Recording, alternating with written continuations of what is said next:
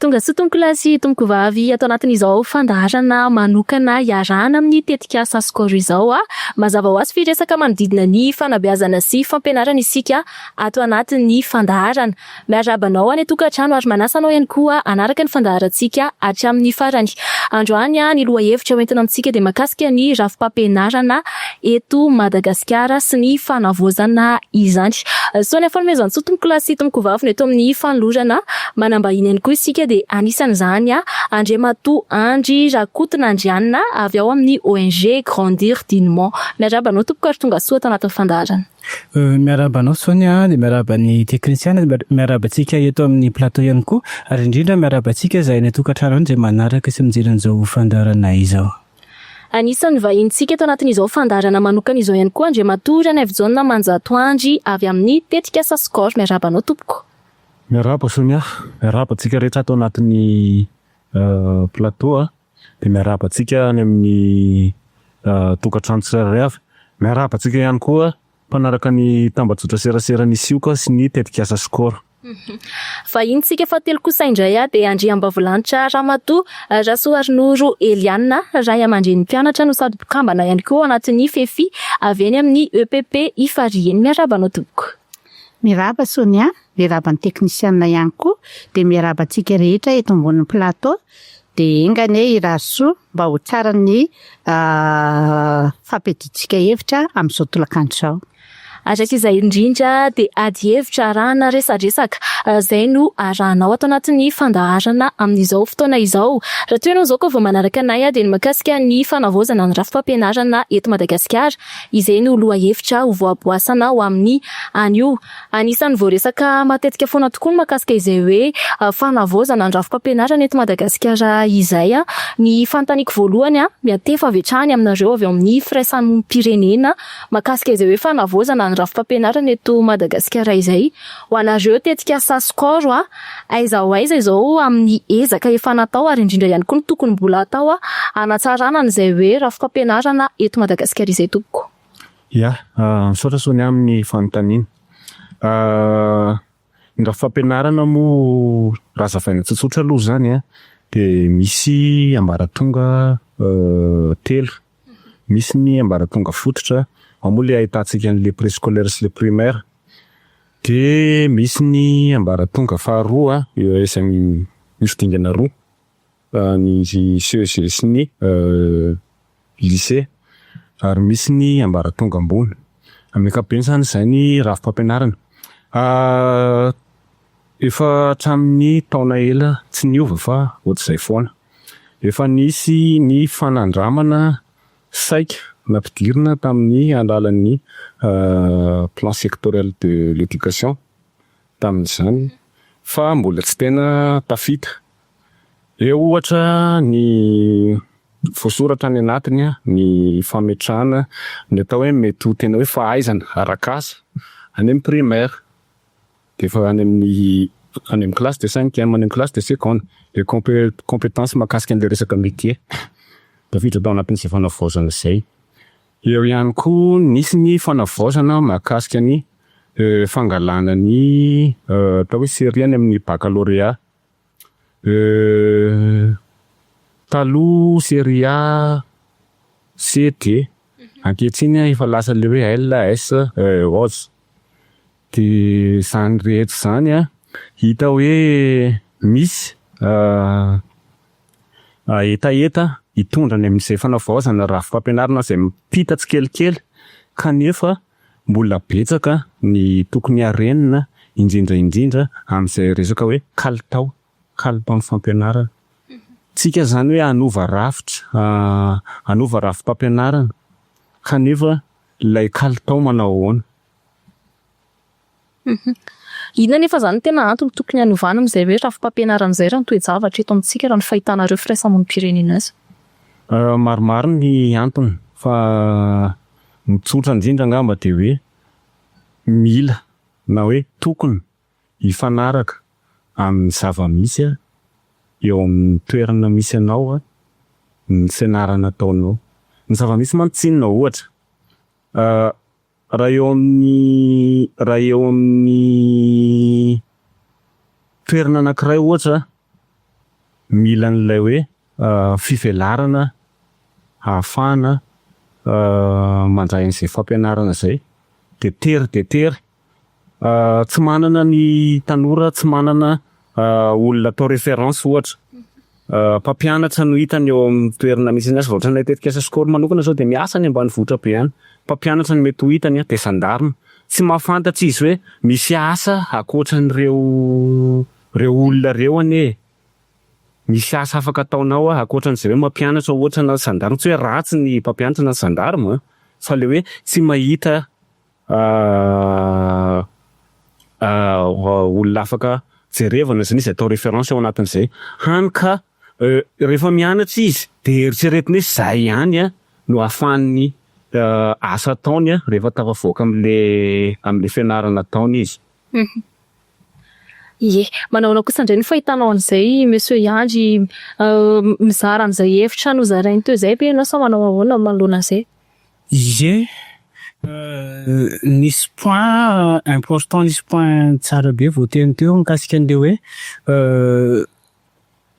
tsy misokatra ny champ de vision na ny zavatra hitan'ireo tanora ireo indrindra ireo tanora any ambanivohitra satria izay hitan'ny masony eo ihany. Io zany araka ny tenenao ny environnement izay toerana misy anao anisany mitaiza anao, anisany miorienté anao de tsy misokatra mihitsy zay ny indrindra ny tontolo ambanivohitra satria vitsy de vitsy ny opportunité na hoe ny zavatra mety hitany eny ny ankoatran'ny ray aman-dreniny zany de ny mpampianatra de ny sage-femme kikan'izay de ny corps militaire reo ihany tena hitan'zareo. De eo amin'ilay resaka orientation an'ilay ankizy zany rehefa avy eo lasa limité de saraiko mihitsy zay mitovy hevitra amin'izay mihitsy satria rehefa limité le champ de vision an'ilay ankizy de tsy mahita zavatra afaka ohatran'ireo izy de tsy mahafantatra akory ny na le nofinofiny ary zany very tsy afaka manonofo lavitra izy nefa nofo no point de départ ny fisafidianana ny orientation. Ny nofo no point de départ an'izay de la nofinofy ary zany limité de eritrereto limité ny nofo mampalahelo be zany zavatra zany. De zay indrindra ny hoe tiako hanampiana kely fotsiny ngamba hoe marina hoe miresaka fampianarana antsika de zany hoe ministère ny fampianarana zay fa tsy andraikitry ministère ny fampianarana rery ny fanabeazana eto Madagasikara ho resantsika zay rehefa avy eo. Vao resakitsika teo ny tontolo ambanivohitra zay fomba fahitan'ireo ankizy ireo an'izay hoe tsy misy olona afaka ataony référence fa manahoana kosa indray ary izany aty andrenivohitra. Ny ety andrenivohitra resaka foantsika hoe mondialisation et tout ça. Marina fa misy sehatra maro be eto andrenivohitra afaka maneho zany ary amin'izao fotoana izao efa ny zavatra tsapa zany ny zavatra hita de efa betsaka ireo système nataon'ny société civile, nataon'ny fanjakana tsy indraindray amin'ny izay fivelarana zay mampafantatra ny hoe inona daholo ny zavatra mety hisy inona daholo ny zavatra mety azo atao ohatry ny ahoana ny atao raha tongavana amin'izay tanjona zay. De efa mba misokatra zany amiko fahitako anazy manokana misokatra kosa eto andrenivohitra zay hoe champ de vision les jeunes amin'ny resaka orientation zay fa anisany hoe olana averiko foana zay hoe tsy miara-misalaha ny tompona andraikitra sy ny tompo-pahefana rehetrarehetra zany hoe samy manao zay fanitsiny le izy de tsy mety mbola tafapetraka zany le hoe une vraie orientation pour les jeunes any amin'ny fanabeazana fototra. Tsy ndriko sara mihitsy le zany fanabeazana fototra satria fototra any ny angana matetika efa le aty am'le beaucoup plus hoe aty amin'ny resaka lycéen universitaire reny tena mahazo an'izay afaka misitraka an'izay na amin'ny alalan'ny tambazotra zay efa tsy afaka ialana tsony na amin'ny alalan'ireo zay etsika maromaro zay ataon'ny mpiara-mambonantoka fa ny any amin'ny fototra de ohatrany hoe andalovana fotsiny ohatrany hoe zavatra dinganina fotsiny de tsy ampiny amiko na ny tontolo ambanivohitra zany ny tontolo eto andrenivohitra de ny any amin'ny fototra mbola atao 𝐀𝐧𝐝𝐫𝐲 raha ny fahitako anazy manokana. Hoanao kosa indray ny fahitanao an'izay Madame Eliane amin'ny maha hoe ray aman-dreny ianao mpikambana ao anatin'ny FEFFI anisany hoe tena mahita ny zavatra eny fotony. Manao ahoana ny fahitanao an'izay hoe tokony hiara isalahy ny hery velona rehetra na ny ray aman-dreny zany na ny mpampianatra na ny fanjakana amin'izay hoe fametrahana ny fanabeazana tsara kalitao izay araka ny nambarany teo hoe tsy vitan'olona ray ilay fanabeazana. Mankasitraka Sonia, tena maharay aman-dreny indrindra fa eny anivon'ny sehatry ny fanabeazana fototra izay tena loharano engain'ny 𝐄𝐥𝐢𝐚 eto amin'ny firenena amin'ny resaka fampianarana. Ho anay ray aman-dreny zany eny anivon'ny fanabeazana fototra dia tena mahatsiaro sahirana. Aloha zany ny tena hoe olana voalohany satria ny fahafahan'ny ray aman-dreny amin'izao fotoana sy ny fiainana izao dia tena sarotra satria ho anay manokana zao raha Tsimondrano no tenenina dia asa tanana daholo sy fambolena tena asan'ny ray aman-dreny eny. Ao anatin'izay no hanina androany tadiavina androany, no hanina rapitso tadiavina rapitso, any ka maro rehefa tena mandeha ny fampianarana dia maro ireo ankizy kelinay ankizy zanaka eny toerana no mialan-daharana. Ny antony dia satria tsy ampy ny sakafo. Dia tsy mihinana sy tsisy sakafo ry zareo no miala any an-trano dia izay ny olana rehefa anontaniana fa nanina tsy tonga nianatra dia lazainy tena lazainy ampahatsorana mihitsy hoe tsisy sakafo tao an-trano. Ao ny olana anankiray manampy an'ireo ray aman-dreny ireo zazakely amin'ny fitadiavana amin'ilay asa tanana dia eo koa mahatonga zareo hitsoaka an-daharana. Ka eo ny tena hoe ilaina amin'ny fampianarana sy amin'ny fanaboazana rehetrarehetra mba hiara isalahy daholo na ny fanjakana na ny ray aman-dreny na ny mpampianatra satria eny anivon'ny sekoly fanabeazana fototra izao dia mbola maro ny mpampianatra izay karamain'ny ray aman-dreny na ilay hoe atao hoe frame. Ao anatin'izay nefa ny ray aman-dreny tsy maintsy manao kotiza latsakemboka androvana ny karaman'ireny mpampianatra ireny. Dia eo ny tena mba hangatahana izay zany ilay fa fiaraha-miasa mba ho raisin'ny fanjakana tanana daholo ireny mpampianatra ireny dia mba ho kelikely ny vola alohan'ny ray aman-dreny eny anivon'ny sekoly fanabeazana fototra.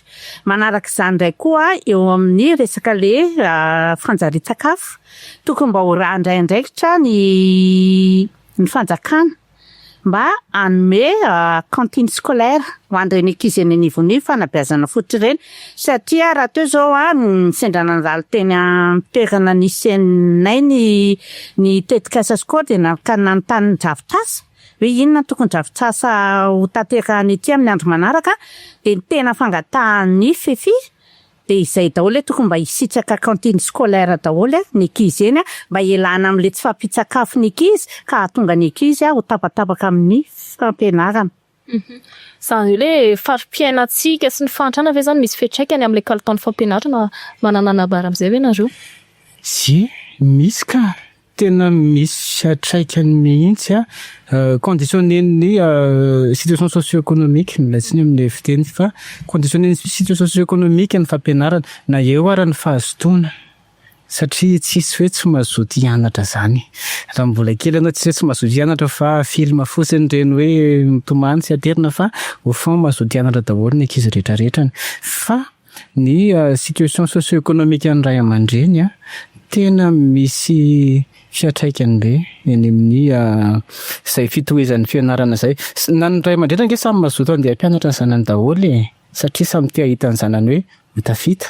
Fa vao manomboka à peine 6 mois 1 an dia mitaky amin'izay le hoe io le araka ny tenen'ny madama teo hoe io fa tsisy an'le tana maro tsony ao an-trano amin'ny fitadiavana, tsisy an'le zaza afaka mandeha mialatsiny fa izay mihitsy zavatra misy amin'le hoe zaza mandeha mikapobato ohatra manampy ny ray aman-dreny izy ao anatin'iny dia rehefa mandeha mianatra le zaza dia le ray aman-dreny sa mitratra hoe lasa dépense ty zazy ty au lieu de hoe apiditra vola dia mandeha ho azy le démotivation ny ray aman-dreny dia mandeha ho azy angoany démotivation ny zaza raha izay. Ny faharoa andeha hianatra ianao zaza ataoko hoe mianatra ny fanabeazana fototra izany hoe 7 taona 8 taona mbola ao anatin'ilay mihinana sakafo be zany araka tsindriko tsara mihitsy ilay zavatra ny teneninao teo.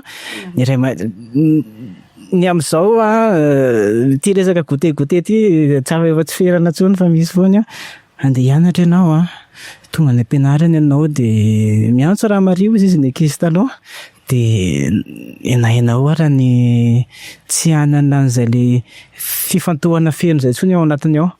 Zay ny faharoa, zany hoe manindry ny teny teo zany hoe misy akony misy fiantraikany any amin'ny fampianarana ny fampidirana an-tsekoly sy ny fitohizan'ny fianaran'ny ankizy ny socio-économique amin'ny ray aman-dreny. Ia, hanapiko an'izay ngamba Sonia raha resaka ny atao hoe resaka cantine scolaire ohatsy ny ray aman-dreny Madame Eliane tatsy tena ilaina de ilaina zany resaka cantine scolaire zany eny amin'ny anivon'ny sekoly indrindra ny ambaratonga fototra satria naona misy tentsika malagasy ny hoe raha naona ny kibo mivezivezy ny fanany fa ny tena zava-dehibe am'le cantine scolaire tsinona dia mitazona ny concentration le ankizy ao an-dakilasy raha ankizy naona tsy fantoka amin'ny atao hoe zavatra ho ampianariny mpampianatra fa rehefa mba misitraka an'izay hoe atao hoe misakafo eny zao fototra koa ny misakafo hoe misitraka an'izay sakafo zay le ankizy de Inona santenaina fa ho ampy alohany zany ny concentration ao an-dakilasy ary ho ampy koa ny atao hoe afahany mandray ireo lesona na ireo zavatra ampianarina ao ampianarana ho azy ireo. Zay nga manao napiko an'ilay resaka cantine scolaire.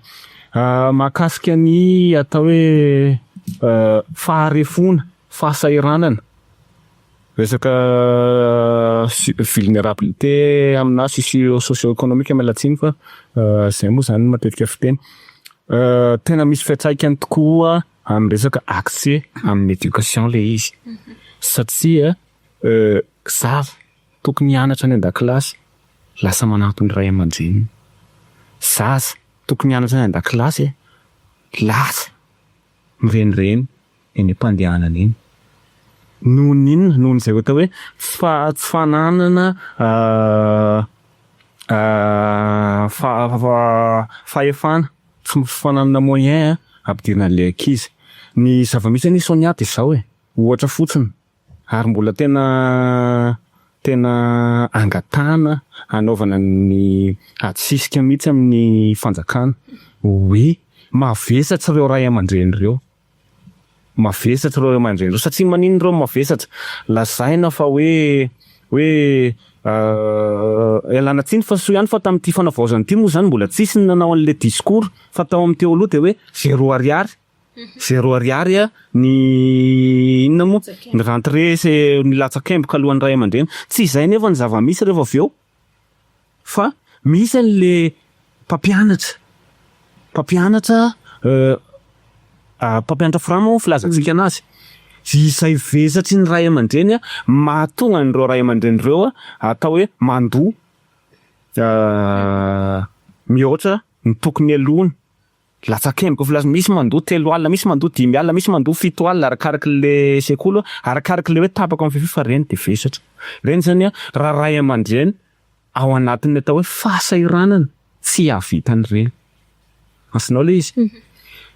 De zay zany hoe niresaka tsika cantine scolaire teo niresaka tsika fahasairanana anisan'ny fototra mampidina ny tanin'ny ankizy miditra an-tsekoly mampitsoaka andarana ny ankizy zay zavatra zay izay ilana mbola ilana ezaka be de be araka fandray le fanontanianao teo hoe inona ny fanavaozana tokony hoentina amin'izay zavatra.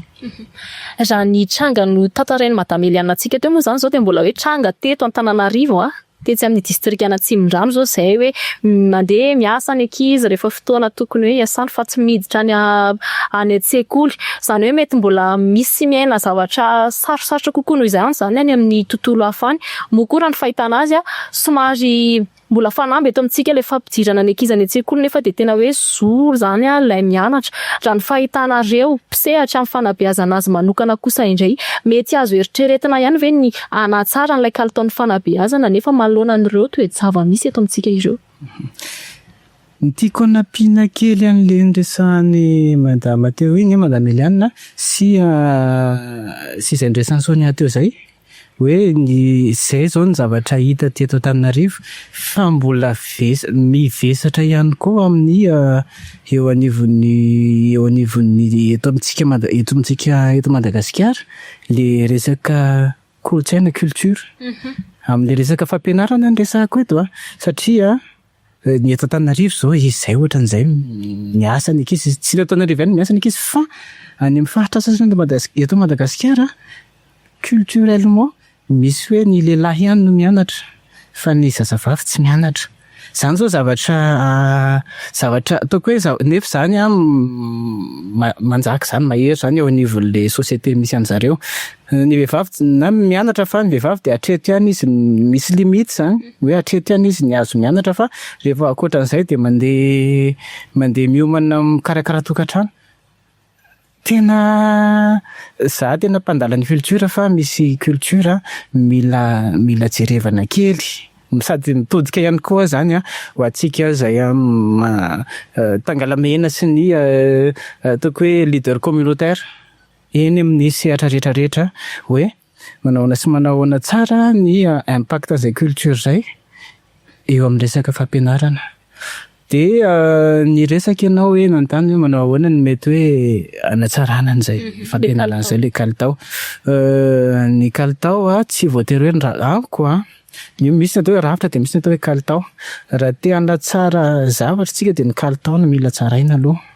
Ny kalitao mila tsaraina, ny kalitao avy any amin'ny fototra zany hoe ny fanabeazana fototra. Za tena midera an'ireo mpampianatra firamina ako satria tsy teny marika rama sanatry ny vava fa tena hoe miaina amin'izay zavatra omeny ray aman-dreny ny mpampianatra firamina. Dia izay ny iainany mandritra ny taona eo, dia izay ny karamany eo, dia izay ny rehetrarehetra.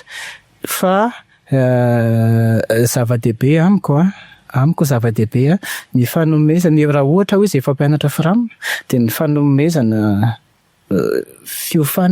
fampiofanana mitohy ho an'ireny mpampianatra ireny any manko satria ny tiako tsindriana fotsiny hoe ho an'ny ankizy dia ny mpampianatra ny référenceny.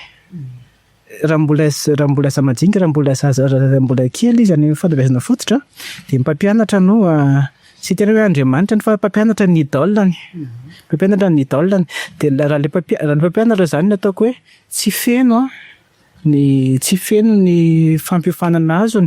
Ny firama manko tsy voatery hoe nanaraka an'ilay cursus rehetrarehetra izy fa tena hoe volonté nanaovana an'ilay izy teo, mety hoe zavatra hafa nataony teo fa volonté nanao an'ilay firama miaraka amin'ilay zay kely raisiny eo. Dia iray volonté iny no ampiana an'izay fampiofanana izay. Amiko fampiofanana ihany zany no natsarana ny kalitaony. Fampiofanana sy ny fanaraha-maso matetika zany hoe suivi formatif. Formation sy suivi formatif ny mpampianatra. Ampifandraisiko amin'ilay teneniko teo zay hoe maninona no important zay hoe fampiofanana sy ny suivi formatif zay satria araka teneniko teo mpampianatra dia anisany hoe idole ny mpianatra. Tsika ireo samy misy fampianatra tadiditsika quelque part any fampianatra tsika tamin'izany fotoana zany satria idole tsika ireny tamin'izany fotoana zany. Dia rehefa ilay idole zany no manana zavatra tsara hoentina mitovy adapté tsara ilay approche dia miova ho azy io qualité ny fampianarana io. Fa rehefa mbola mijanona tsika amin'ilay 𝐾𝐥𝐢𝐴 alatsika amin'ilay fiteniko izay mihitsy ilay référence ka 𝐾𝐥𝐢𝐴 zay hoe ny mpampianatra ery aloha dia mpianatra eny afara mifanao aloha sy aoriana dia ny mpampianatra mampianatra fotsiny izany hoe tsy manabezana izy fa mampita fahalalana fotsiny. Raha ho tafita ilay fahalalana dia tsy hiova mihitsy tsika fa hijanona foana fa ny mpampianatra no manao premier pas manantona. Izay zany isan'ilay formation resahako izay hoe ohatrany ahoana ny ahafahan'ny mpampianatra sy ny mpianatra mampitovy tady-dogaga. Mora kokoa manko ny mampita zavatra rehefa mitovy ny tady-dogaga. Dia izay no tadiavina. Ohatra fotsiny izay teneniko izay hoe izay zao système antsika izay hoe mpampianatra ery aloha eo ambony estrady mipetraka eo ambony latabatra dia manokatra kahie dia sokafy ny kahianareo dia dicté vita takitra ny lera. Ohatra izay teneniko izay fa misy approche hafa hoe mba ahafahana manantona kokoa an'ilay ankizy, mahita kokoa an'ilay hoe compétence an'ilay ankizy tsirairay avy. Manana nampian'izay ve ny avy amin'ny firaisamonim-pirenena indrindra amin'izay hoe fanatsarana ny tokony hanatsarana ny kalitao fampianarana izay manoloana n'ilay zava-misy eto amintsika. Ya, zany indrindra no anisany ny tena hoe iasana ao anatin'ny 𝐂𝐥𝐢𝐴 amin'izay fanatsarana ny kalitaon'ny fanabeazana izay. Inona moa no hoentinay voizinay ombenimbeniny dia le hoe resaka fampandraisana anjara ny olon-drehetra. Misy moa participation citoyenne nizaniza. Ao anatin'izay dia miezaka miara-miasa amin'ireo firaisamonim-pirenena eny fotony sy ny FEFFI mametraka an'izay hoe ahoana no atao hanatsarana ny kalitaon'ny fanabeazana ity, ahoana no atao hanatsarana ny tolotsy ny kalitaon'ny fanabeazana. Ny ao anatin'izany dia izay hoe resaka fampandraisana anjara ny olom-pirenena tsirairay avy izay indrindra ny eny fotony dia ao anatin'izay no mahatonga ny 𝐾𝐧𝐝𝐫𝐲 miezaka tsy kivy fa manaintana mandrakariva, manaintana sy mandresy lahatra ny olom-pirenena eny fotony ny manam-pahefana na ny manam-pahefana ara-drazana ihany koa na ireo mpitarika rehetra eny nifiny fiarahamonina hoe andao isika hifarimbona hitondra ny anjara birikintsika amin'izay fanatsarana ny kalitaon'ny fanabeazana izay. Amin'ny alalan'ny inona moa izy io dia amin'ny alalan'ilay hoe fisian'ilay FEFFI eny nifiny sekolim-panjakana tsirairay avy. Rehefa mandray anjara ao anatin'io FEFFI io daholo ny olom-pirenena tsirairay dia Inona sy antenaina fa hiatsara izay kalitaon'ny fanabeazana izay satria maninona ho sarotiny kokoa zany ianao zao ohatra raha miditra FEFFI ianao ary an-taniko anao hiditra FEFFI ohatra any amina EPP na 𝐶𝐺 rehefa miditra ao anao dia mijery ny fandehany hoay nazika 𝐂𝐥𝐢𝐴 Hiaraka ity FEFFI ity dia ozy ianao hoe tsy ampy io satria zao ny filan'ny sekoly misy mpampianatra firamo ohatr'izao ato alefa niresaka teo vezatry ny ray aman-dreny misy fonctionnement ty misy vidin'izao tsy ampy io dia mandroso hevitra ianao tonga dia terre ty zavatra resaka ty mandroso hevitra ianao hoe tsy ampy io fa manino tsika raha manetsika ny oentim-manana, manino tsika raha mitady loharan'mbola hafa dia izay zavatra izay mitaky ianao zay efa tafiditra mandray anjara fa mitaky ny fampandraisana anjara ny hafa. Ohatra hoe ny mpanjara eo atoerana, ny manam-pahefana eo atoerana, ny mpitarika eo atoerana. Dia rehefa tonga anao iny mandray anjara ao anatin'ilay FEFFI zany dia mazava ho azy fa ho sarotiny izy anara-maso ny fangaraharahan'ny fitantananao hoe lasa iza ilay volany avy amin'ny fanjakana ohatra ilay 𝐾𝐧𝐝𝐵𝐲 nampianay an'ilay izay azonay tamin'ny malalakanana. Rehefa mangarahara, rehefa mandray anjara zany ny olona rehetra mangarahara ho azy ny fitantanana mihatsara ho azy ny kalitaon'ny fampianarana. Ho anana nampian'izay hoe matamely ihany indrindra teo amin'ilay resaka hoe FEFFI izay navy tokoa moa zany ilay tena hoe asa ataonareo izavy no afaka miditra anatin'izay satria mety misy ihany koa ny mpanaraka antsika zao vao maheno an'ilay FEFFI ohatra. Mankasitraka indrindra Sonia. Le FEFFI moa zany eny anivon'ny fanabeazana fototra sy ny 𝐄𝐥𝐢 dia izy io taloha hoe FRAM fa noho taty aoriana le izy dia novaina hoe FEFFI farimbonezaka ho an'ny farimbonezaka ho fanabeazana fototra. Izany hoe ny olona miditra ao amin'ny FEFFI io dia tsy limité fa na mpandraharaha na mpampianatra na mpivarotra na mpitondra fivavahana na se olona rehetra olobe eo tanàna izay te hitondra anjara biriky ho fanatsarana an'ilay fanabeazana dia afaka miditra ao daholo. Dia ny ankizy koa mpianatra mihoatra amin'ny 12 taona dia afaka misehatra indrindra ao anatin'izay FEFFI izay zany aloha ny andraikitry le FEFFI. Rehefa avy eo dia misy ny décret izay navoaka ny fanjakana izay mitondra lariny 2024-068 amin'ny 23 janvier miady 2024 izay manangana birao amin'ilay FEFFI izay ny fivorimbe no fidin'ireo olona ireo izay ho atsangana birao mpitanjana eo anivon'ny sekoly. Dia misy misy filopitantana ao de misy braom-panatanteraka ao de misy secrétaire ao izay nitaly an-tsekoly no d'office mipetraka ao anatin'le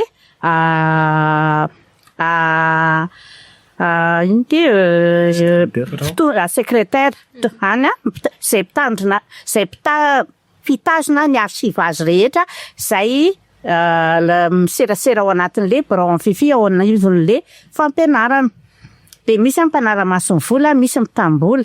Ka io indrindra zao no asianay teboka kely ho anay ray aman-dreny satria raha nisy fifidianana birao tamin'izany de misy décret navoaka araka le tononoko teo fa ohatran'ny hoe mbola tsy nangarara kely taminay ray aman-dreny le izy satria no tonga le fifidianana an'le birao de mbola voatendry tao ihany hoe tsy maintsy mpampianatra ny trésorier mpitam-bola, tsy maintsy mpampianatra ny tanan'ny mpanara-maso ny vola tamin'izay. De efa nisy moa zany resaka mifanaovana tamin'ny zareo tao amin'ny sisiko sy ny rehetrarehetra moa zany ahoanty de hoe zay ny teny midina de ho anay ray aman-dreny zany aloha zay mbola tsy fangararana fa tokony hoe mbola rehefa hoe ray aman-dreny ka hoe lanin'ny bezemara de zay tena voafidin'ny ray aman-dreny no apetraka eo amin'le toerana satria araky ny andraikitsy ny score mankony de zay nampitaina teny aminay ray aman-dreny satria misy zareo mpiserasera eny anivon'ny école eny amin'ny toerana misy anay de fanatsarana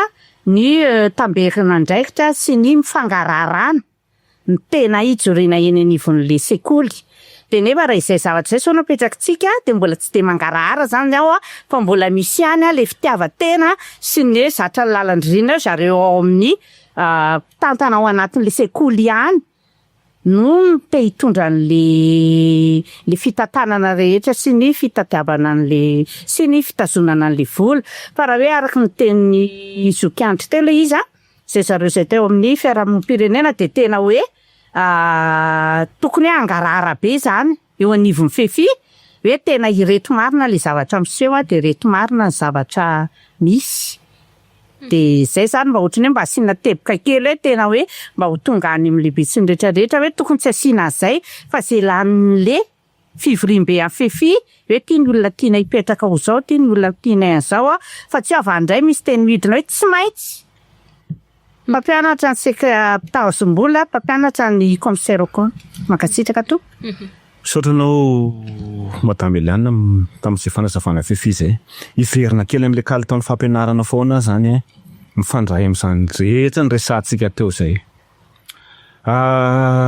Tabataba ny firaisamonim-pirenena sy ny firaisamonim-pirenena rery angamba fa eo ihany koa ny tompona ndraiky sy ny fanabeazana hoe dépolitiseo io resaka fampianarana io satria nahoana misy fiantraikany be lehibe resaka kalitaon'ny fampianarana le izy lasa idira anisan'ny andraindraina zany ao anatin'izao fanavaozana zao hoe izy tena fanavaozana ohatra andray ohatra tsika plasina train teo zao nisy ny appel manifestation d'intérêt makasika an'le train nana tena ny olom-pirenena indrindra mpisetry fanabeazana hoe tena tsy voatsabatsabaka resaka politika tsony ty resaka fanabeazana ety. Jerena nefa mbola miteraka polémika ihany le train voatondra rehefa avy eo hoe fombafomba ve sous forme ve hoe miaina ao anatin'ny fanavaozana tsika de aleo asiana ny appel manifestation d'intérêt hanendrena train ny andraina train fantatro fa ny zava-misy aloha de mbola niteraka polémika ny fanendrena train sasatsasana aleo ataoko hoe sasatsasana kosa angamba misy raha ny any anosy manokana voatendry taty amin'ny tapatapaky ny volana janvier voala aty amin'ny tapatapaky ny volana février nenao mieritreritra hoe tena mba matitra ve ty zavatra ty sa kilalao de zany zavatra zany anisan'le takina amin'le fanavaozana ahafahan'ny ankizy mpianatra foana siblatsika isitraka an'izay fanabeazana arakalitao zay hoe mba tena le olona manana an'le fahaiza-manao, le tena le olona teknisianina ara-bakiteny mihitsy amin'ny resaka fanabeazana no apetraka eo fa mba aok'izay tia fametsana lasa plasy politika le amin'ny fanabeazana. Na ratsy azy moa Sonia de impiritsika zay ny antso taleta ny ministera hiaraka amintsika eto fa tsy tonga. De apita foana zay hoe aoka re mba hiala ao anatin'ny fanabeazana mihitsy ny loko politika raha tena te hanana an'izany hoe éducation de qualité izany isika fanabeazana tsara kalitao. Ie, somary avelantsika io moa kasika n'iny lahafony resaka iny moa zany fa rehefa miresaka ihany koa tsika hoe tontolon'ny fampianarana izay de tsy afa-misaraka amin'izay ihany koa ilay teti-bola satria izy io de matetika foana ahenontsika feo hoe ambany ilay teti-bola ho an'ny fampianarana nefa anisan'ny tena hoe tokony ho fototra. Manao kosa indray tompoko ny fahitanareo an'izay avy ao anivon'ny ONG. Miresaka an'izay teti-bola izay tsika zava-dehibe foana zany satria anisan'ny fonctionnement. Isan'ny fonctionnement ana service anankiray ny finance ny vola na tiana na tsy tiana na de tsy tiana ho resahinareo indraindray tsy afaka miala amin'io tsika ny resaka na hoe ambany ny teti-bola ho an'ny fampianarana eto Madagasikara. Efa hatramin'izay aloha efa ambany io, efa ataoko hoe minimisena mihitsy ve ny ministeran'ny fampianarana amin'ny resaka teti-bola ve sa ahoana. Ny zatra tsikatra aloha tamin'ity nisy an'izay fampiakarana izay nisy fampiakarana nisy fanatsarana an'izay teti-bola zay fa fanatsarana ataoko hoe tohizana raha ny tokony hoe satria raha ny tena iresaka fampianarantsika de ireo tanora ireo zay manko le hoe indicateur d'impact. Zany hoe ilay tanora izay ilay ankizy sy tanora izay ampianarina misy fiantraikany mivantana any amin'ny zareo zay vao tena hoe valide le ataoko hoe le force ny anona rehetrarehetra fa raha hoe mbola tsisy fiantraikany mivantana any amin'ireo ankizy tanora tena ohatrinona fampiakarana io de mbola tsy en vaine fotsiny le izy fa tena isaorana sady aloha za aloha tena mametraka an'izay hoe matoa efa nisy zay lalana zay hoe io fa nisy ny fikitihana an'izay fijerevana an'izay manokana de fa minisomana ny tenako manokana hoe tsy atao ambanjavatra lesy na de mbola tsy ampy araraky ny teniko teo. Tsy marina hoe ny olombelona tsy mety afa-po fa kosany amiko tsy le hoe tsy mety afa-po fa raha mety afa-po ny olombelona de tsy voatra mihitsiny fa ilaina ihany zay tsy afa-po zay quelque part any mba ahafahana mitady an'le mivoatra foanany de mila averiko indray hoe mila miantraika mivantana misy fiantraika mivantana any amin'ireo mpisitraka nareo tanora sy ny ankizy zay fototra ao anatin'ny fampianarana reny fampiakarana ny budget d'etat reny fa tsy hoe budget d'etat de anaovana je sais pas efitanana automobile qui n'a rien à voir avec tsy misy ifandraisany amin'le ary amin'le le ankizy zay tena mifototra za tena verina mihitsy amin'ny resaka cantine teo hoe aio nge raha resaka an'le FEFFI zao madame Iliana teo de tena mahita hoe raha système na cantine scolaire zany afaka ifamenon'ny FEFFI sy ny fanjakana ohatra na ny ministèran'ny agriculture zay le teneniko tamin'ny voalohany indrindra teo hoe tokony hoe ny mpisehatra rehetra eto Madagasikara na ny etatika na ny société civile de miara-mirona miara-misalaha ao anatin'ny fampianarana. Raha iresaka fotsiny zao mialatsiny fa somary ohatra kely hoe resaktsika fampianarana any amin'ny EPP 𝐀𝐥𝐢 tout ça any amin'ireo ankizy hoe lambda zany fa misy koa angena ataoko hoe 5% an'ny ankizy ato Madagasikara moa no tsy afaka misitraka zany noho ny situation izay misy anazy. Ohatra fotsiny zao raha tena hoe eo anivon'ny fonja eto Madagasikara. Eo anivon'ny fonja nge olona reny ny ankizy reny de nefa rara be ny hoe misy an'izay misy idiran'ny ministèran'ny fampianarana fanabeazana any anivon'ireny toeran'ireny nefa ireny ankizy ireny zatra anisany tokony sitraka anazy iray zay ho an'ireo ankizy any amin'ny lalana ohatra inona ny système ataon'ny fanjakana mba ahafahan'ireny ankizy any amin'ny lalana afaka misitraka an'izay fampianarana izay. Marina hoe isandraikitra ny ray aman-dreny ilay izy fa misy andraikitra angizabean'ny fanjakana ihany koa anatin'izay hoe inona fijerevana manokana satria izay no maha éducation inclusive anazy. Inona fijerevana manokana ilay système ana zaza ireny, ny zaza en situation de handicap ohatra. Raha misy zaza en situation de handicap ange any amin'ny ohatra hoe any amin'ireo ataoko hoe EPP izay misy ankizy 70-80 ao anaty kilasy anankiray dia ahoana ny fomba iadapten'ny zaza iny ao amin'ny toerana io na ny capacité d'adaptation mety ho very sy ny sisa satria tsy za tsy tena considérena izy en tant que hoe handicap sanatria fa kosa hoe mba jerevana ihany ohatry ny hoe ny accessibilité zay ilay tiako tsindrena angambany hoe ny accessibilité an'ireny ataoko hoe kategoriana olona maromaro mbola maro noho izay ary ny tena misy eto Madagasikara ary betsaka ireo fa tsy hoe saina amin'ny rantsan-tanana akory fa tena betsaka ireo dia anisan'ny itodiana amin'ireo averiko indray anjara andraikitry ny ministera tsirairay avy ny miahy ny mponina fa tsy hoe ny ministera mponina ihany akory dia amin'izay hoe fiahiana mponina izay fanomezana ny droit indrindra ny fanontanian'ny ankizy fanomezana ny droit fa droit voalohany droit anisany hoe droit fondamental mihitsy fampianarana fa 7% gasika ny mianatra amin'izao ny ankizy gasy ny mianatra amin'izao. Manana nampiana makasika izay resaka teti-bolo izay ve ianareo anatin'ny firaisamonim-pirenena satria anisany miteny foana ihany koa ny momba izay isika rehefa tonga ny fotoana itenenana makasika an'izay. Ya, sotranao Sonia. Tena zava-dehibe izay zavatra izay. Raha nivoaka ny loi de finance initiale dia tena nahavelom-bolo. Tamin'ny budget napetraka tamin'izany ho an'ny men. Satria somary hita hoe faharonga mizera tsy diso amin'ny budget ministera hoe mitanany larina hoe isany betsaka indrindra. Dia isaorana aloha izany izay misaotra raha vao zavatra tsara dia isaorana aloha ny ao fanavaozana nampiakatra ilay budget ao moa ny hoe anisany nampiakatra anazy ny resaka indemnité de cré ny resaka indemnité de logement fa nazanona tsy izany misy fiantraikany ve izay amin'ilay kalitaon'ny fanabeazana izay eo aloha izany izay ilay fanontaniana mipetraka nanao ahoana ny fiantraikany izay amin'ny kalitaon'ny fanabeazana tsika angamba mety mahita hoe nanao ahoana.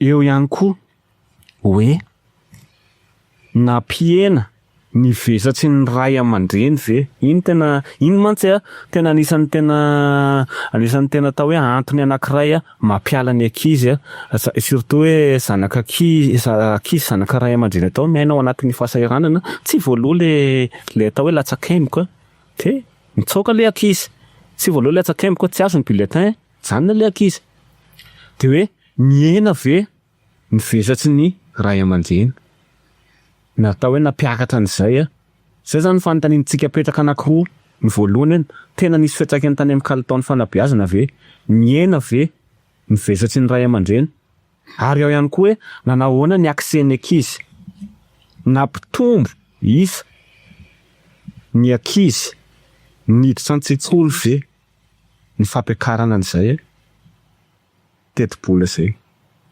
ary mbola ho avy ny fanadinana hoe manao ahoana koa ny tany fisondrotana kilasy sy ny pahafaham-panadinana izany rehetra izany mila jerevana raha ohatra hoe ianao nampiakatra dia nanao ny vokatra an'ilay fampiakarana. Dia raha mijery sao zahay dia tena mbola mipetraka foana izay hoe vesatry ny ray aman-dreny izay na dia nampiakatra ilay teti-bola raha ny ministera dia mbola hita foana ny vesatra hoe mandoa latsa-kemika ho ny ray aman-dreny andoavana ny karamany ray aman-dreny ny mpampianatra frame fonctionnement majinijinika sy ny hoe fanatsarana sy ny sisa satria kely dia kely le inona moa le 𝐀𝐧𝐝𝐫𝐲 isaorana manokana moa fa misy le projet programme pitaf talim mandeha de mbola akory moa iny zao namana Sonia mbola hoe ny fijerevana le atao hoe intégration-na mpampianatra, jerevana le hoe iza no aiza nanao formation ry zao isa manomboka amin'ny oviana de ho hitantsika manao ahoana ny impact an'izay zay eritreretina fa mety hisy ny atao hoe vokatra tsara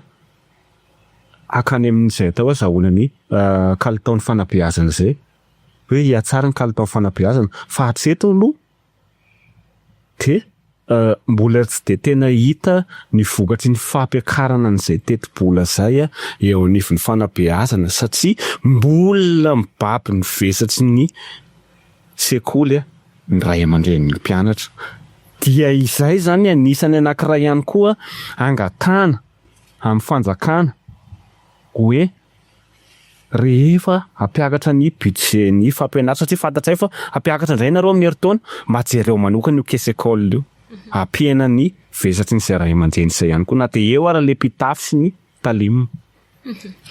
Raha somary resaka mahakasika ny fifandraisan'ny fanabeazana sy fampianarana amin'ny vanim-potoana misy ankehitriny kosa indray isika somary todika aminareo firaisamonim-pirenena sy ny ray aman-dreny moa zany ity fanontaniako manaraka ity. Rehefa ampianarana ny ankizy tsy maintsy hoe hitsinjo ny hoaviny isika eo tsy maintsy antany ihany koa hoe manao ahoana ny fampanana asa n'ireo zaza ireo rehefa any aoriana any sy ny hoe famorona ny asa ihany koa azontsika hoe apetraka izay mety hoe mifanaraka amin'ny filanitsenan'ny asa eto amintsika ve ny fampianarana omena ny mpianatra eny amin'ny ambaratonga fototra any ampianarana amin'izao fotoana izao raha ny fahitanareo eny fotony azy.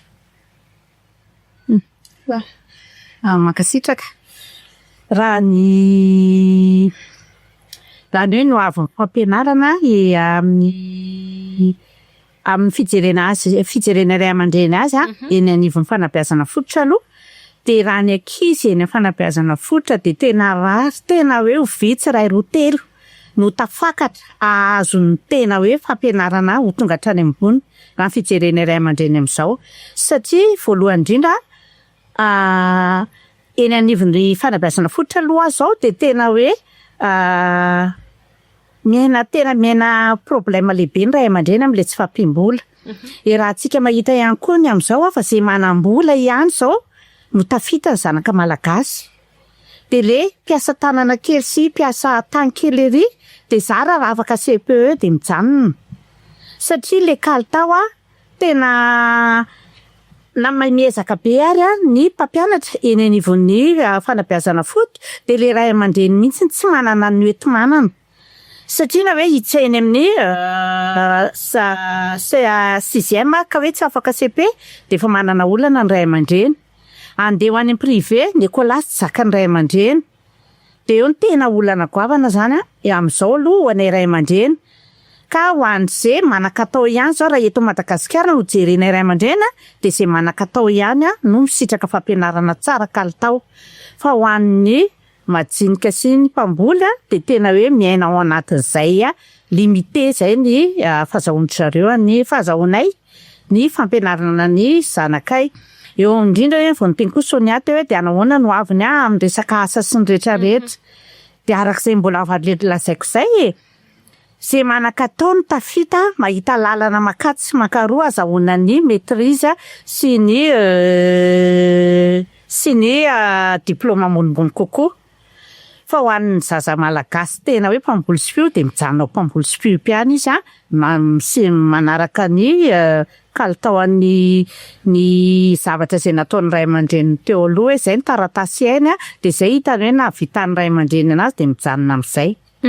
Somary averiko kely ilay fanontaniana teo mifanaraka amin'ny tsenan'ny asa ve ny fampianarana omenan'ireo mpizanaka malagasy ireo amin'izao fotoana izao mety hoe mananambara amin'izay hoe nareo firaisamonim-pirenena ato ihany koa moa ny avy amin'ny hoe expert amin'izay resaka fampianarana sy fanabeazana izay. Ifandraika sa tsy mifandraika ny tsotra be tenenako anazy ngamba de hoe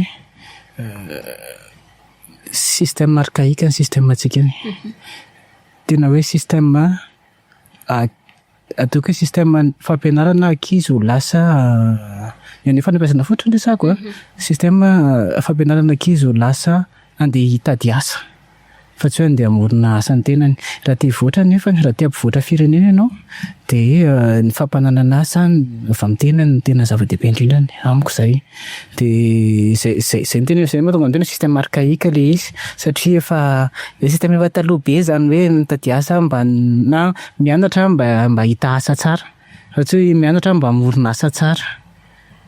Fa raha avy any amin'ny fototra, avy any amin'ny EPP, za ty anisany mpianatra ny EPP, fa raha tany nefa na dia hoe mbola asiana degré fotsiny ary fa tsy hoe tena tonga dia rehetra miresaka hoe entreprenariat ny zavatra ohatran'izay mba ahafahana mamorona asa, mety hafa kokoa ny zavatra nitranga.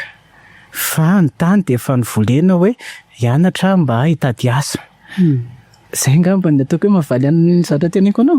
Dia efa ny ampiako kely fotsiny hoe ny ampiako kely fotsiny miandratsiny Andry hoe izany zavatra any tsy ampy ihany koa ny au niveau an'izay fampianarana any amin'ny fototra izay. Ny teny teo hoe mampita fahalalana fa tsy manabe. Masika be izany teniko izany. Fanabeazana manko tsy mampita fahalalana fotsiny ihany fa mbola misy zavatra be dia be ankoatran'izay, na ny resaka fahaiza-miaina, na ny resaka fahaizana miatrika sy ny sisa ao anatin'ny fanabeazana izany. Resaka éducation resantsika, izany hoe éducation générale fanabeazana. Dia tena izany hoe tsy adapté ihany koa ilay izy satria mijanona fotsiny eo anatin'ilay système na hoe mampita fahalalana fotsiny izahay fa tsy manabe, nefa tena manana andraikitra fanabeazana ny mpampianatra eny anivon'ny sekoly tsirairay avy. Ya, hanapiko an'izay. Mbola nisy ilay tolona Z teo dia ohatran'ny nanany ihany tao anatin'izay hoe izay ihany nefa mianatra valala, izay ihany nefa mianatra voalavo sy ny sisa. Marina daholo ny voalazantsika rehetra teto. Ao anatin'izay raisiko aloha ilay niteneniko tany amin'ny voalohany, haveriko ihany. Tsy ny asa ny ratsy, fa izay ilay niresana teo hoe ny champ de vision-ny ankizy ny vitsy. Tsy ny asa, raha miteny izany ato hoe ohatra izany hoe miteny ato hoe sandarma, rasazy, mpampianatra. Tsy reneko olo ny ratsy fa ny champ vitsy ilay normalement mandray ilay nitenen'ny namana teo hoe tsy afaka mamorona asa ilay ankizy satria limité izy. Fa ao anatin'izay misy ny ankizy mianatra Sonia. Tonga ao amin'ny haka baky izy, après baky izy mbola tsy fantany hoe hanao inona fa izay ahafahany an'ilay concours fotsiny aloha. Ianao kay izany rehefa afaka baka, ianao kay izany rehefa afaka baka hanao inona. Dia alaina aloha ilay baka. Mbola tsy fantany hoe hanino izy satria tsy nifanaraka tamin'ilay zavatra misy ilay zavatra ho hatrehana. Dia lasa conditionnel-ilay zavatra manoloana izany ny zavatra tao. Azontsika? Dia ao anatin'izay izany hoe lasa indray mianatra. Dia mandeha première année, deuxième année, troisième année, quatrième année, navita master ihany. Tady asa amin'izay. Tsy hita indray hoe inona le asa tediavina. Tsy sanatria dia sanatria tompoko hoe ratsy ny ohatra ty resaka ty, tsy sanatria ary fonana hoe ratsy ny polisy na ratsy ny izy le concours mandray be dia be ireny. Fa le olona raha tsy hitany izay andehanana, any izy ny assuré kokoa. Lasa izy lasa manao concours polisy. Olona manana master ohatra hoe amina zavatra izany hoe ny tiako tenena izany tsy hoe le polisy ny ratsy fa olona tsy nieritseritra an'io polisy mihitsy ny lasa polisy ohatra izany. Ka izay tsy inona mandray ilay fanontanianao teo hoe mifanaraka amin'ny filan'ny asa ve fampianarana. Izay le tiako ampitaina ao anatin'ilay izy. Dia tsika izany mahita hoe tena tery ny filan'ny asa sy ny fampianarana. Tsy ratsy akory ny call center. Fa mino fa ny ankamaroany ireny ankizy lasany amin'ny call center ireny tsy dia tena nieritseritra hoe hanao call center. Fa io aloha ny asa misy ao no azahoana an'izay tao hoe revenu izay. Dikan'izay izany tena mbola mila ezaka be ny fanatsarana amin'ny setrin'ny fampianarana hahafahan'ny mpianatra misadapta amin'ilay asa sy hahafahan'ilay mpianatra afaka mamorona ilay asa rehefa nefara.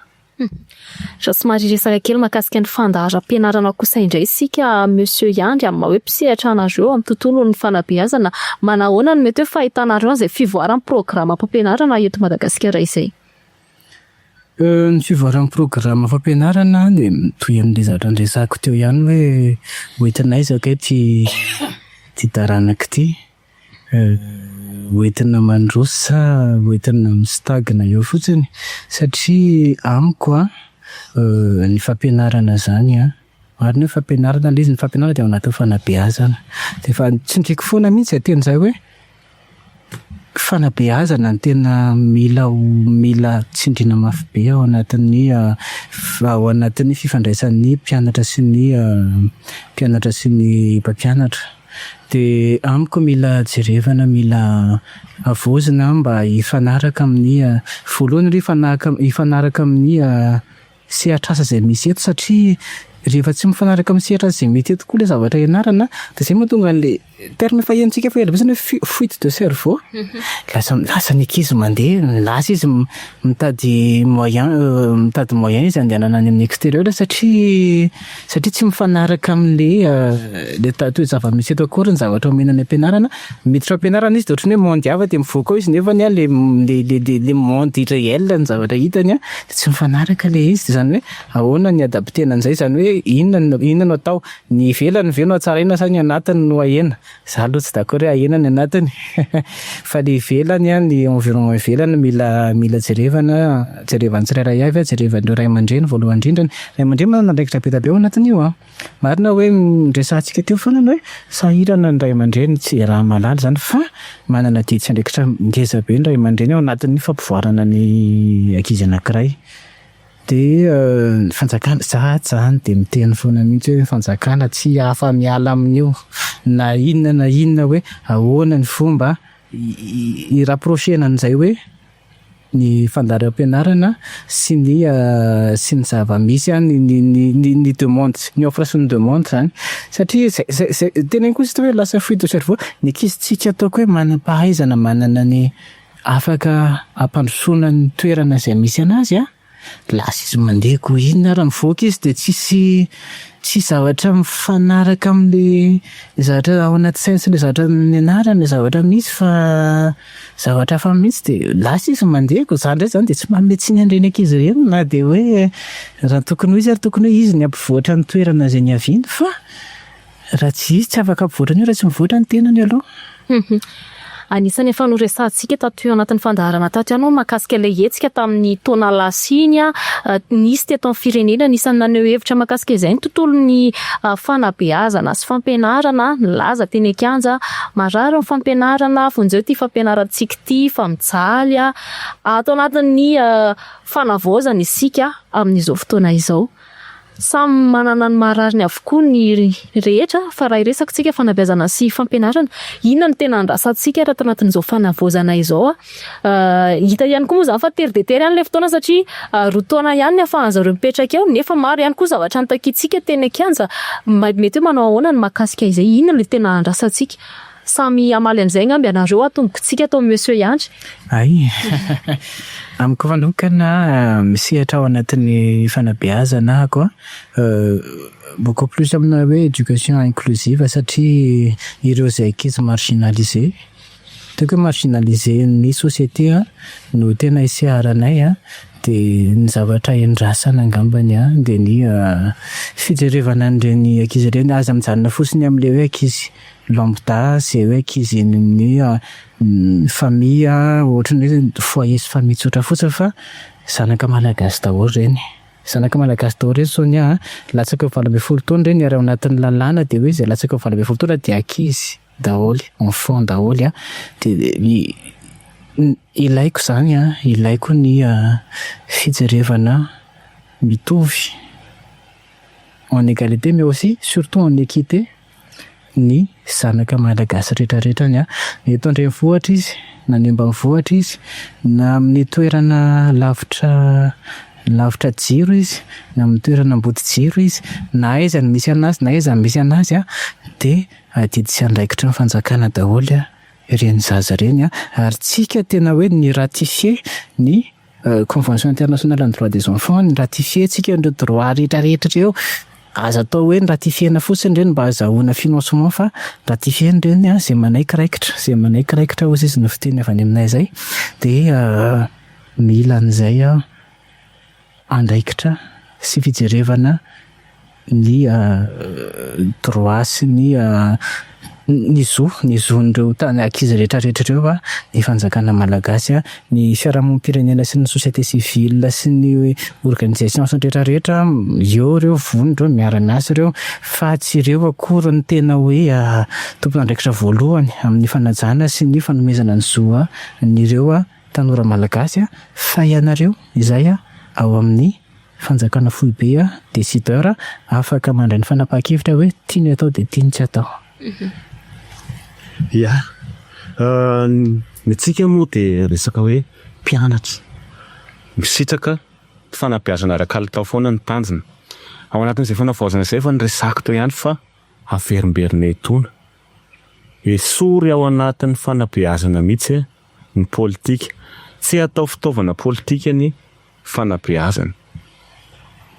Dikan'izay zany dia hoe ny hoe tompona ndraikitra rehetra izay miantsehatra ao anatin'ny fanabeazana, tompona ndraikitra fanabeazana rehetra dia tokony hoe teknisianina mahay sy nianatra ary mahay manatanteraka an'ilay atao hoe resaka fampianarana sy fanabeazana mihitsy fa mba tsy ho plasy politika ho an'ny tompona ndraikitra ny fanabeazana tsirairay avy.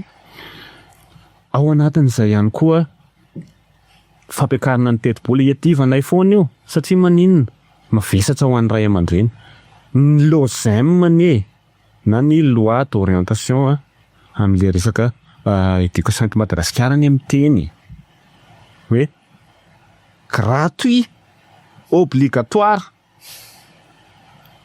6 à 12 ans angamba izay tsy zay angamba le voalaza fa ahoana ny effectivité-n'izany voalazany lalàna zany ety.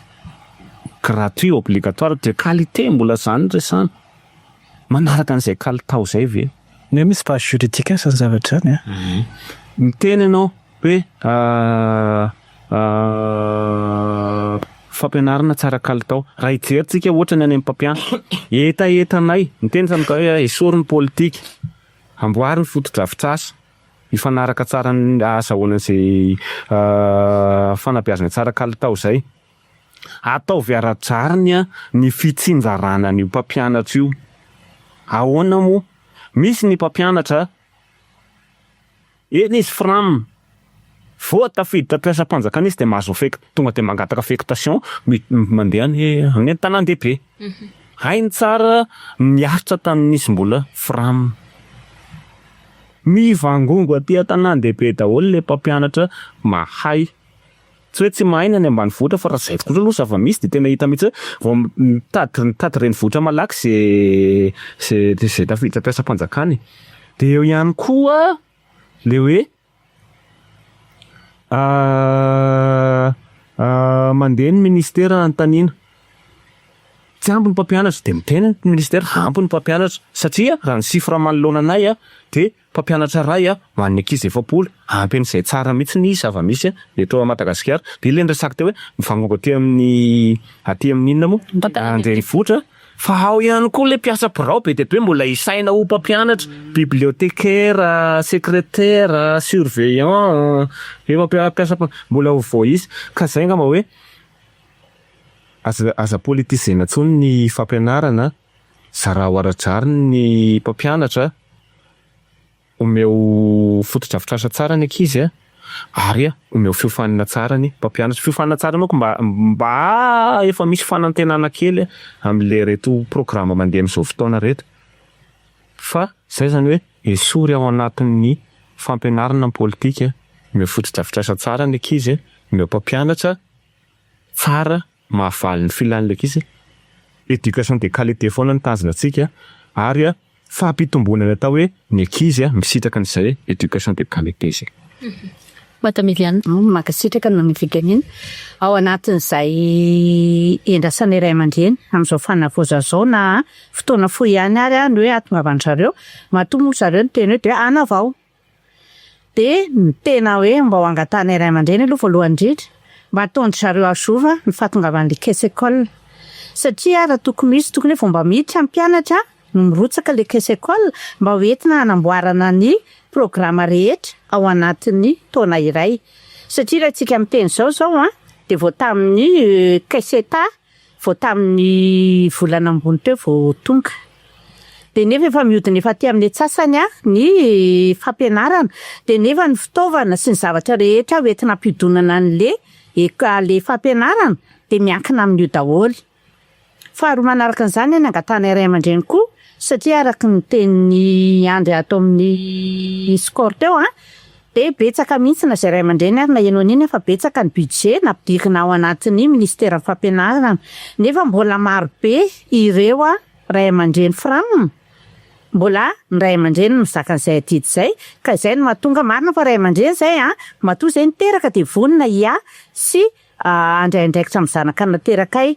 Nefa ny ao anatin'le fiainana eto Madagasikara amin'izao vanim-potoana iainantsika zao de tena marify mihitsy ny fiainan'ny ray aman-dreny mampianatra zanaka eny anivon'ny fanabeazana fototra. De mba mangataka ministera zay mba ho tanterahana tsara mba tsy ho jerena kolafy hoe aty no ampiakarina ny frame, fa mba ho jerena isa tokony mihitsy, satria raha eny aminay zao de misy ao anatin'ny école anankiray misy anakenina ny maître frame, de ny ankizy mianatra ao nefa vitsy de vitsy, de tena hoe manana sitrapo, tena hoe de raina kosa aloha zareo fa tena mampianatra sitrapo tsara zareo, mampita fahaizana amin'ireo ankizy ireo na de kely ary ny sandany tambiny zay fampianarana zay. Nefa raha ohatsika zao raha tenena indrindra de eo amin'ny 300,000 ariary eo ngamba zao ny salaire de base farany ambany raha tena navoaka ny fanjakana, nefa ny zareo ny apatelin'izay tsy raisin'ny zareo akory raha eny aminay. De zay mba tena angatahana hoe mba tena ho tanterahana le izy hoe betsaka le vola milatsaka ao ministera de tokony mba jerena tsirairay ireo maître frame ireo. Ny foto-drafitrasa koa de tena mba angatahanay fa tena tsisy mijery zany foto-drafitrasa zany eny anivon'ny fanabeazana fototra, satria raha ao anatin'le 𝐾𝐧𝐝𝐫𝐲 tena tsisy valaparana zany hoe anamboarana ny simba na hoe anoloana ny tsy mety, fa tena juste be le izy, fa tena kely de kely nge zany 𝐾𝐧𝐝𝐫𝐲 zany, satria araka ny tanay moa zany de ho asehany ao ampianarana fa tena mipetsaka amin'ny tableau de bord eo ampianarana hoe ty ny vola miditra tato amintsika tany amin'ny 𝐾𝐧𝐝𝐵𝐲 FCE, ty tany amin'ny état, de tena voatsinjary eo le izy de tena tsisy valaparana. Ny foto-drafitrasa nefa tena ratsy de zay koa de mba angatahana ray aman-dreny mba ho jeren'ny fanjakana manokana. Taloha nisy le siady raisin'ny député, fa ny tena araka ny teniny mbola ombako ny mese andro teo ihany fa miditra ao anatin'le politika loatra le fampianarana, de zay commune na katsy ao anatin'le loko politika de tena tsisy mijery ny fampianarana. Fa raha ohatra kosa ka tafiditra ao anatin'le loko politika de manao ihany zareo ao anatin'le siady fa zara vavika, ohatra hoe ban manatitra ban izy fa ianarany ankizy tapa-bolana iny de sina fa zara vavita tsina tsy arak'le montant le vola miditra ao anatin'le siady ny anatanterahany zareo an'le izy eny anivon'ny sekoly tsirairay avy. De zay zany tena mangatahana ray aman-dreny fa de manateny zay fa na ho roa taona ary nipetrahan'ny fanavaozana eo de mba hisy impact, hisy fiantraikany eny anivon'ny sekolim-panjakana tsirairay avy zany. De zay ihany koa moa zany fanontaniako farany tato anatin'izao fandaharana manokana izao, raha mbola misy hafatra avy aminareo vahiny sy mpandray anjara de fotoanan'izao atombontsika madame Nandray arany zany mba amin'izay hafatra zay. Arak'izay moa zany de mankasitraka indrindra amin'ny famaranana fa de efa napetrako tamin'izay teny zay zany hoe ry fanjakana zanaka malagasy ireo, ny angady sy ny tanany no entiny mandrangotra entiny hivoatra sy hanovizany an'izay fianarana izay. Koa mangataka indrindra anareo mpitondra fanjakana na ho ela eo fitondrana nareo na andalo fotsiny nareo fitondrana de mba jereo manokana, satria zay ray aman-dreny de tena nahita ary nafantatra fa betsaka ny vola natotonareo amin'izany ministeran'ny fampianarana izany ka manantena vokatra avy aminareo zay sy kalitao tsara eny anivon'ny sekoly tsirairay avy. Ya, misaotra Sonia, misaotra tsika rehetra nahatra ny aino hatramin'ny farany. Ny hafatra angamba de hoan'ny olom-pirenena tsirairay avy. Andao isika hiara isalahy, andao tsika hiara entana hitondra an'izay fanatsarana ny kalitaon'ny fanabeazana zay. Efa misy ny fikambana atao FEFFI ny anivon'ny sekolim-panjakana tsirairay avy, zay sehatra ahafahantsika hidirana andraisantsika anjara na iza na manam-pahefana anao na iza ianao na mpandraharaha ianao afaka miditra ao ndao sika hiditra mitondra izay fanatsarana izay. Ho an'ny fanjakana mangataka mandrakariva ny ampiakarana ny teti-bolan'ny fanabeazana mba hidinan'izay hoe vesatry ny ray aman-dreny mba tsy ho fahoriana ho an'ny ray aman-dreny ny mampianatra zanaka. Ary eo ihany koa efa nresana teo ny fanatsarana foto-drafitrasa, ny fanofanana ny fametrahana ny mpampianatra mba tena hoe mahafehy tsara ny fampianarana ary aradrariny ny fiparitana izy ireo fa tsy vangongongo eto amin'ny tanan-dehibe. Zay. Ny ohatraniko ngamba efa betsaka izay notenen'izay fa tosika fotsiny amin'ny fitondram-panjakana hoe omeo lanja ny fampianarana, omeo lanja ny mpampianatra, omeo lanja ny mpianatra dia raha te handrovitsika dia ireo ny fototra voalohany.